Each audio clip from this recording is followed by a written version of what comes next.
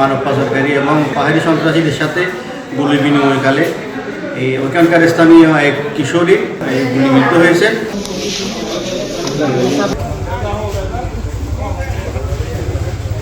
এগুলো আসলে ঘৃণা লাগে।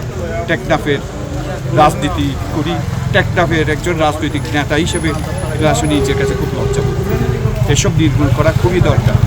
তাহলে জনগণকে সাথে নিয়ে ওনারা যদি অপারক হয়, তাহলে জনগণের যত রাজনৈতিক দল আছে সবগুলো নিয়ে সমন্বয়ে বসে একটা সিদ্ধান্ত গ্রহণ করে পাহাড়ে অভিযান করি আমরা জনগণকে নিয়ে।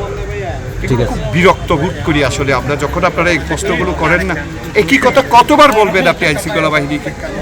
একটা অপ্রীতিকর ঘটনা এখানে সংঘটিত হয়েছে বাসারা নোয়াখালীপাড়ায়, যে মানব পাচারকারী এবং পাহাড়ি সন্ত্রাসীদের সাথে গুলি বিনিময়কালে ওইখানকার স্থানীয় এক কিশোরী, 18 বছরের বয়স্ক এক কিশোরী, আমাদের স্থানীয় এক কিশোরী মহিলা গুলিবিদ্ধ হয়েছেন। ওনার বুকে গুলি লেগেছে।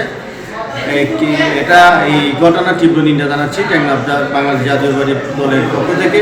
এই ঘটনার সুষ্ঠু তদন্ত এবং প্রশাসনের কাছে যথাযথ এই হামলাকারীদের এই ঘটনা অপ্রীতিকর ঘটনা যারা ঘটেছে এই সন্ত্রাসীদের দ্রুত আইনের আওতায় আনার জন্য দৃষ্টি আকর্ষণ করছি। আমরা টেকনাফবাসী খুবই নিরাপত্তাহীনতায় ভুগতেছি। আমাদের কোনো জানের নিরাপত্তা নাই। আমাদের ছেলেরা স্কুলে কলেজে যারা যাওয়া আসা করতেছে, ওইকে এক ধরনের অপহরণের বৈবিধি, এক ধরনের আমাদের এখানে মাদকের গ্রাস। আমরা প্রশাসনকে খুব দ্রুত এই টেকনাফে যে অবৈধ অস্ত্র, এই মাদক কারবারি এবং রোহিঙ্গা সন্ত্রাসী এবং পাহাড়ি সন্ত্রাসী যেগুলো এখানে বর্তমানে অবস্থান করতেছে, তাদেরকে দ্রুত আইনের আওতায় এনে বিচার এবং শাস্তি প্রদানের জন্য অনুরোধ করতেছি।